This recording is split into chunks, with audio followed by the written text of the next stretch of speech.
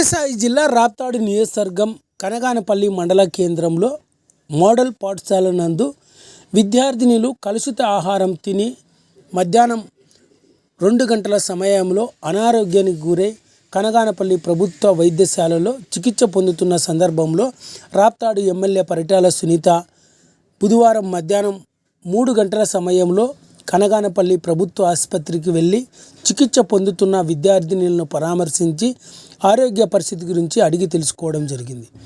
మరికొంతమంది విద్యార్థినులు మెరుగైన వైద్య సేవల కోసం అంబులెన్స్లో అనంతపురం ప్రభుత్వ ఆసుపత్రికి తరలించడం జరిగింది. అనంతరం ఎమ్మెల్యే పరిటాల సునీత కనగానపల్లి మండలంలోని మోడల్ పాఠశాలను సందర్శించి బాత్రూంలు, హాస్టల్ గదులు, వంటశాలను తనిఖీ చేసి అక్కడ నెలకొన్న పరిశుభ్రతను వెంటనే శుభ్రపరిచే విధంగా చర్యలు తీసుకోవాలని మండల విద్యాశాఖ అధికారిని, పాఠశాల ప్రిన్సిపాల్ను, స్థానిక సర్పంచ్ను ఆదేశించడం జరిగింది. ఈ సందర్భంగా రాప్తాడు ఎమ్మెల్యే పరిటాల సునీత మీడియాతో మాట్లాడుతూ కనగానపల్లి మండల కేంద్రంలో మోడల్ పాఠశాల నందు కలుషిత ఆహారం తిని విద్యార్థినులు అనారోగ్యానికి గురి కావడం జరిగిందని, వారందరికీ మెరుగైన వైద్య సేవలు అందిస్తున్నామని, మోడల్ పాఠశాలలో ఇలాంటి సంఘటనలు పునరావృతం కాకుండా కఠినమైన చర్యలు తీసుకుంటామని రాప్తాడు ఎమ్మెల్యే పరిటాల సునీత పేర్కొన్నారు.